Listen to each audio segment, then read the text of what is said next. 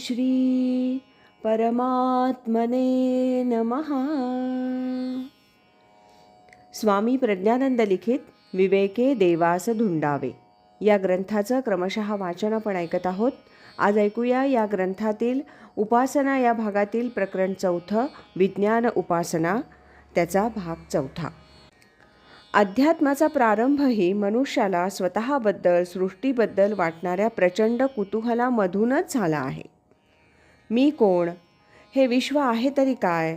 त्याचं माझं काही नातं आहे का? मी मरते असेन तर कोणतं, कशा प्रकारचं जीवन जगण्यानं मला धन्यता, कृतार्थता प्राप्त होईल?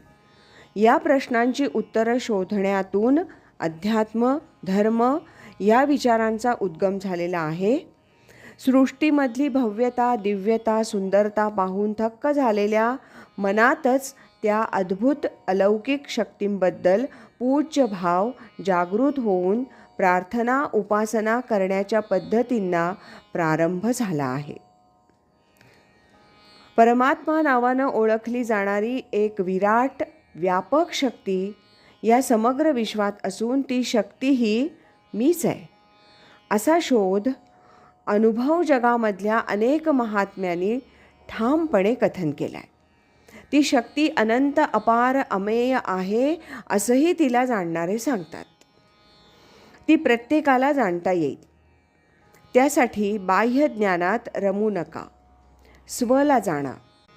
स्वला जाणताच त्या विराटालाही जाणता येतं अशी त्या महात्म्यांची शिकवण आहे. समर्थ रामदास स्वामी नेमकं हे सूत्र दासबोधात सांगतात. मी कोण हे जाणावे, मी पण त्यागून अनन्य भावे, मग समाधान ते स्वभावे अंगी बाणे. समाधान म्हणजे ते व्यापक अनंतत्व. गीतेच्या 8व्या अध्यायात अर्जुन श्रीकृष्णाला नेमका हाच प्रश्न विचारतो, किम अध्यात्मम? भगवंत उत्तर देतात, स्वभावो अध्यात्ममुच्यते. माणसाचा स्वभाव म्हणजे अध्यात्म. स्वला जाणा. मीपणा, अहंकार टाकूनच स्वला जाणता येतं. असत्य, अन्याय आणि तिचा आश्रय करीत जो जगतो तो काम, क्रोध, मोह, लोभाच्या अधीन होऊन जातो. म्हणून सैतान वा पशुत्व त्याच्यावर सत्ता गाजवतं. तो अगतिक होतो, लोलंगत होतो. जो दया, करुणा, परोपकार यांचा आश्रय करून जीवन जगतो तो मोठा होत जातो. व्यापकतेचा आश्रय करू शकतो. व्यापकता, विराटता म्हणजे परमात्म स्वरूप. अंतर्यामी ही विराटता अनुभवतो तो आध्यात्मिक.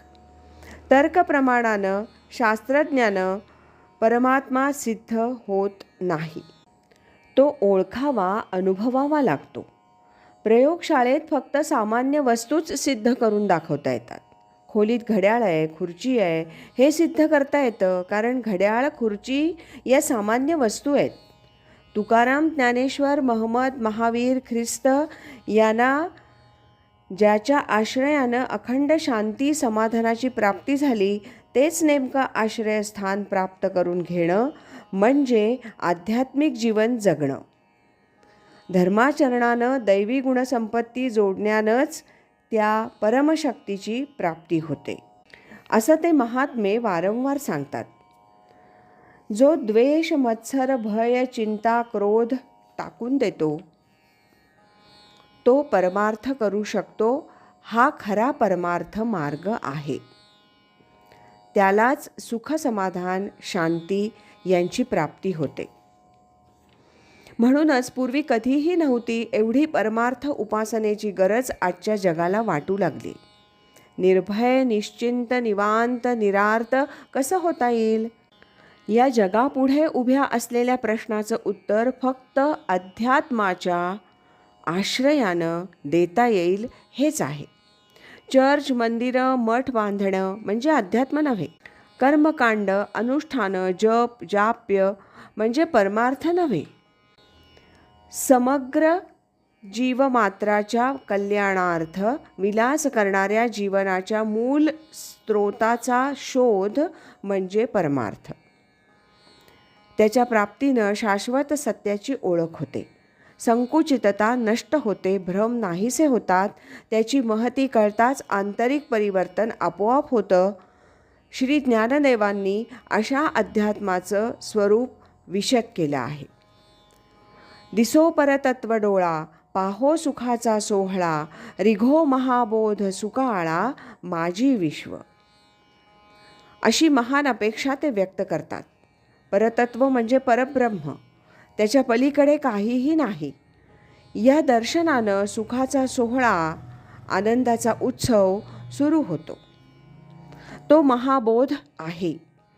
समग्र विश्व तो अनुभव देतो. अशी इच्छा ते व्यक्त करतात. परमार्थ करताना ही भूमिका जे हरवतात तेही वाट चुकतात.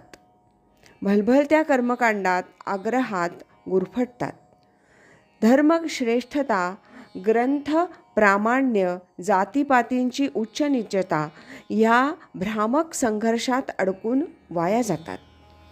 अध्यात्म हे अद्भुत तसंच अलौकिक ज्ञानच आहे, पण विज्ञान म्हणजे शास्त्रज्ञान यापेक्षा ते अधिक श्रेष्ठ आणि निराळं आहे.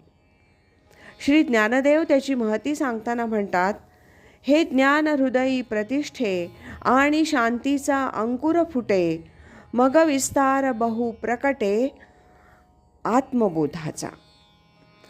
म्हणजे अध्यात्मज्ञानाची प्राप्ती होताच शांती लाभच होतो, क्षुद्रता लयाला जाते, विराट व्यापक विश्वात्मक अशा स्थितीला आत्मबोध नेतो. हे ज्ञानदेव स्वानुभवानं सिद्धांत रूपानं सांगतात. आज इथेच थांबूया. यानंतरचा भाग आपण उद्या ऐकूया. हरि ओम तत्सत.